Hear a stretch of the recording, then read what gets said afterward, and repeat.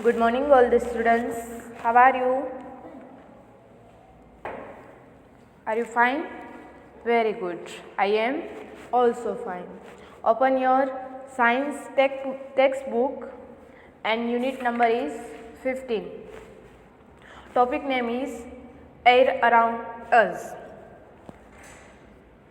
Page number 115. हमने हमारे आसपास में एयर के बारे में जान रहे थे. उसमें हमने कुछ पॉइंट्स देखे थे. What is the air made of up? Air किससे बनता है? Water vapour, oxygen, nitrogen, dust and smoke, carbon dioxide, etcetera. और उसका कितना परसेंटेज होता है उसके बारे में भी मैंने आपको बताया था. तो आज एक न्यू टॉपिक है 15.3. How does oxygen become available to animals and plants living in water and soil. यहाँ पे क्या कहा गया है कि एनिमल्स और प्लांट्स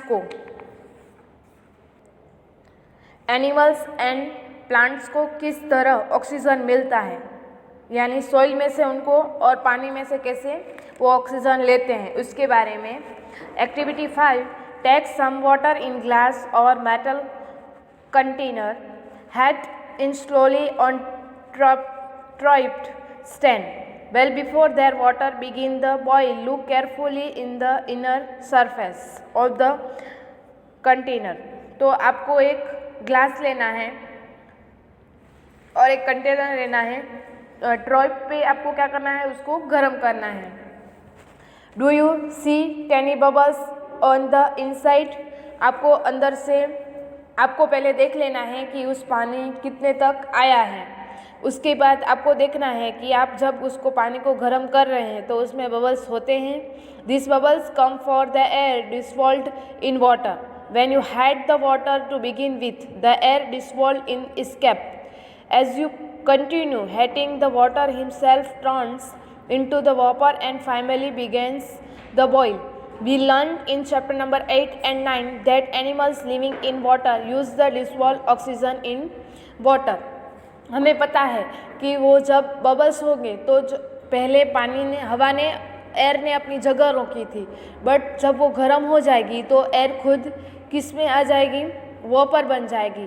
और वापर बनने के वजह से वो हम क्या कहते हैं, उसको वराड़ कहते हैं गुजराती में. तो वराड़ बनने के बाद पानी की जो क्षमता है वो घट जाएगी. तो इसी तरह हमने यूनिट 9 में किस तरह एनिमल्स एंड प्लांट्स दोनों ऑक्सीजन लेते हैं उसके बारे में जाना था. एक the organisms that living and soil also needs oxygen and respire, isn't it?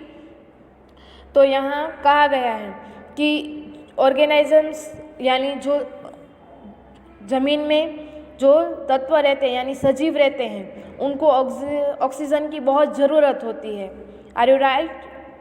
Yes. How do you that get the air in the needed for respirations? तो वो सब अपने श्वसन कैसे करते हैं उसके बारे में हमें जानना है. Activity 6. Take lump of dry soil in beaker of glass. Added the water to it and noted what happens. Do you see bubbles coming out from soil? These bubbles intact and presence earlier in the soil. When the water poured on the lamp of soil displaces the air which is seen in the form of bubbles. The organisms that live inside the soil and the plant's roots respire in this air. A lot of browser and holes are from deep soil by the animals living in the soil. Their browser also makes space available for to move in and out of water soil. However, when the rains heavily, water fills up to the space occupied by the air in the soil. In these situations, animals living in the soil have to come out the respirations. Could these reasons why earthworms come out of the soil only during heavy rains? Have you ever wondered why all this oxygen and atmosphere does not get used up through large number of organisms are consumes it. Who is refining the oxygen in atmosphere? तो यहाँ पे हमें क्या करने का है, activity 6 में एक लैंप में ड्राई सॉइल लेनी है, बीकर में उसमें डालना है, उसके बाद उसमें वाटर एडिट करना है। और do you see bubbles coming out from soil? Soil में से बबल्स बाहर निकल रहे हैं students. This bubbles insect the presence of air in the soil. Soil में जो एयर ने अपनी जगह रोकी है, वो हम पानी डालेंगे तो वो जगह वो खुली करेगी और बाहर निकलेगी air. When the water is produced on the lamp of soil, जब हम उस पर पानी डालते जाएंगे सॉइल पे, तो क्या होगा, वो अपनी जो पानी है वो अपनी जगह लेगा। सिंथ फॉर बबल्स, और बबल्स के स्वरूप में हवा यानी एयर बाहर आएगी। The organisms inside the soil and plants roots respire in this air. तो आपको पता है स्टूडेंट्स कि प्लांट्स इसी तरह अपने ज़मीन में क्या लेते हैं, ऑक्सीजन लेते हैं। पहले वो ज़मीन में अंदर जाते हैं और अपना जो रूट्स होते हैं वो अच्छे से नीचे तक जाते हैं। उसके बाद रूट्स गए हैं तो जहाँ पे रूट्स ने के पहले क्या थी, एयर थी, रूट्स गए तो रूट्स ने उसकी जगह ले ली, तो एयर उसमें से क्या बनाएगा, सॉइल और एयर मिक्स में होगी, उस पर पानी मिलेगा, तो उससे क्या होगा, प्लांट्स को ऑक्सीजन मिलेगा। अंडरस्टैंड। और नेक्स्ट है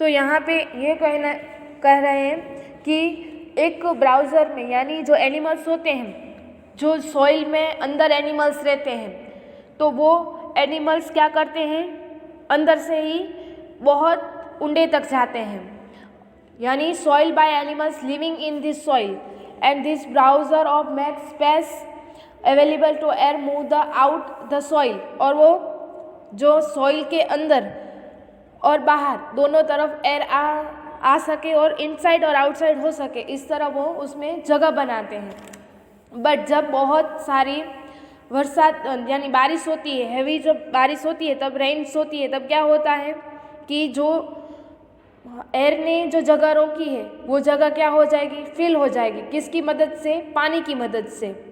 तो इस तरह जो ज़मीन के अंदर रह रहे एनिमल्स हैं वो बाहर निकल के आएंगे, तो तभी रेन्स रुत में यानी रेन सीजन में क्या होता है, यस, बहुत सारे जीव जंतु बाहर निकलते हैं। तो किसकी मदद से, क्योंकि उसको ऑक्सीजन कम मिलता है, जबकि पानी ने उसकी एयर की हवा रोक ली है, इसलिए। Have you every wonder way all the, आपने कभी सोचा है कि इतने सारे जो एनिमल्स हैं, ऑर्गेनिजम्स हैं, तो उनको ऑक्सीजन कैसे मिलता होगा?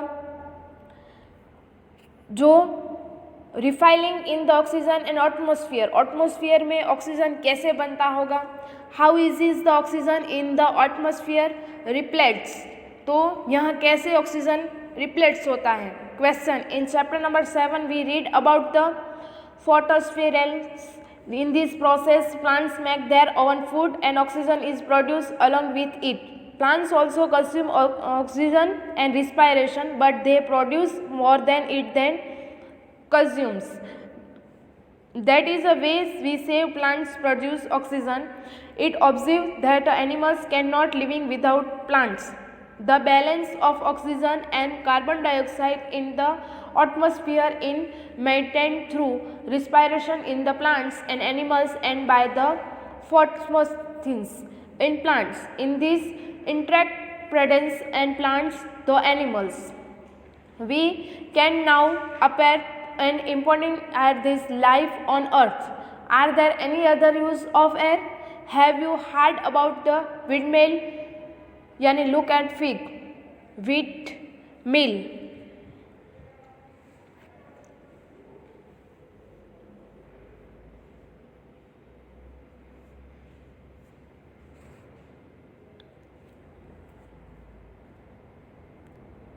तो स्टूडेंट्स यहाँ पे ये कहा गया है कि हमने चैप्टर नंबर 7 में पढ़ा था कि फोटोसिंथेसिस यानी प्रकाशलेषण होता है, उसकी मदद से ही क्या एनिमल्स अपना खुद का फूड बनाते हैं और उसी के साथ वो अपना ऑक्सीजन बनाते हैं। उनको ज़रूरत होती है इतना ही ऑक्सीजन नहीं बनाते हैं, एक्स्ट्रा ऑक्सीजन बनाते हैं जो एटमॉस्फेयर रिस्प्लेट में उसे काम आता है। उसी तरह एनिमल्स खुद का फूड बनाते हैं विथ एक्स्ट्रा ऑक्सीजन भी बनाते हैं ताकि आसपास भी ऑक्सीजन काम आ सकते हो, इसलिए वो अपना carbon dioxide at the atmosphere maintain.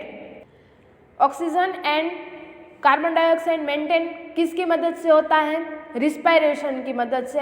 Respiration की मदद से plants and animals by the photosynthesis, जो वो प्रकाशलेषण की प्रक्रिया करते हैं तो प्लांट्स एंड एनिमल्स उसमें क्या पार्ट ऑफ होते हैं, तो वो अपना खुद का फूड और ऑक्सीजन बनाते हैं, तो उनका दोनों का कार्बन डाइऑक्साइड एंड ऑक्सीजन का संतुलन है वो सेम रहता है।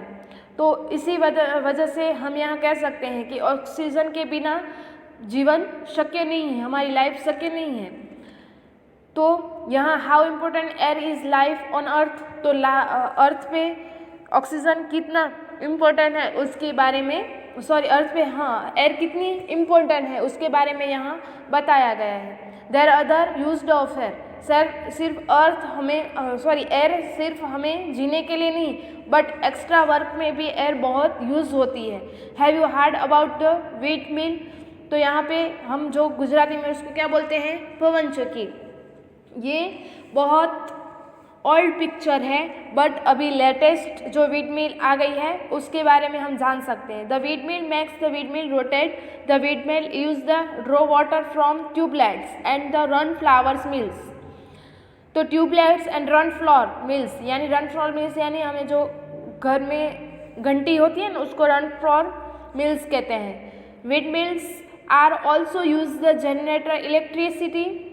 Air helps in the movements of sailing yachts, glider, parachutes and aeroplanes. Birds, bees and insects can fly due to the presence of air. Insects and birds होते हैं वो air की मदद से ही क्या कर सकते हैं? फ्लाई कर सकते हैं। Air also helps in the respiration and seed the pollen flower and sovereign plants. Air plants important role in the water cycle. हमें पता है कि हम जब यूनिट में 1 में जड़ चक्र के यानी यूनिट 14 में हम क्या कर रहे थे? वाटर साइकिल के बारे में जाना था, तो उसमें भी एयर एक बहुत इम्पोर्टेंट पार्ट है। तो एयर हमें बहुत जगह पे यूज़ होती है, सिर्फ जीने के लिए ही नहीं, एक्स्ट्रा वर्क में यानी हमें इलेक्ट्रिसिटी मिलती है तो वो किसकी मदद से मिलती है? एयर की मदद से। तो इस तरह एयर हमें हमारी लाइफ में बहुत इम्पोर्टेंट है।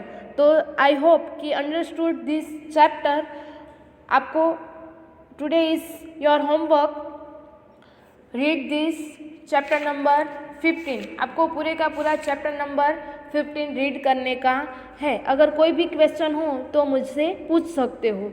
अब हम मिलेंगे इसकी एक्सरसाइज के साथ, तब तक बाय एंड टेक केयर।